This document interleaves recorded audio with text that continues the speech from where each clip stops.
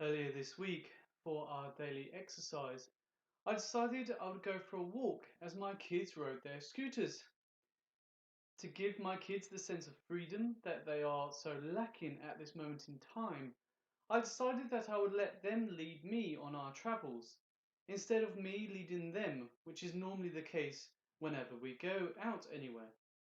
It was during this bit of fresh air and the rare chance to escape the confines of the walls of our house that my children decided that we would walk and scooter past the church.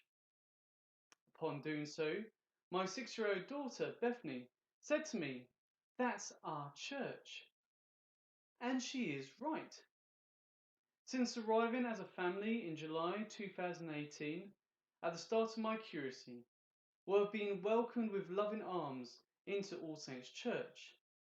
But now, as the pandemic of COVID-19 continues, we have been told to stay away.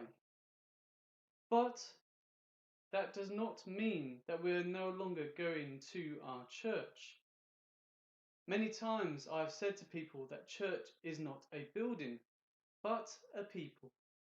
Yes, we do go to church, which is a building, but in reality, a church building is just a building.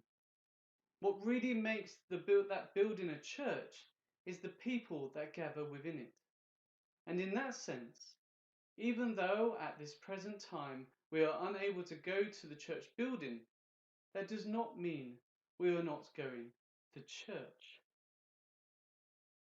In Matthew 18 verse 20 it says, "For where 2 or 3 are gathered in my name, I am there among them." With this ringing in our ears, we need to realize that we are still going to church every single day we gather in His name.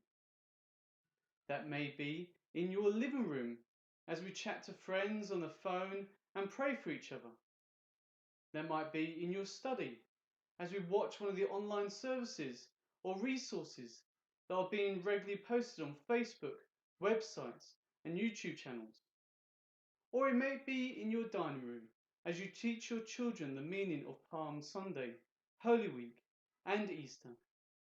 Just like Rachel has been doing with her children, Maisie and Teddy, by reading the Bible together, drawing these wonderful pictures, and writing poems about Jesus' arrival to Jerusalem and his crucifixion and death. The doors of our church buildings may be closed, but the thing that makes the church a church, the people that gather in his name, is still very much alive and active.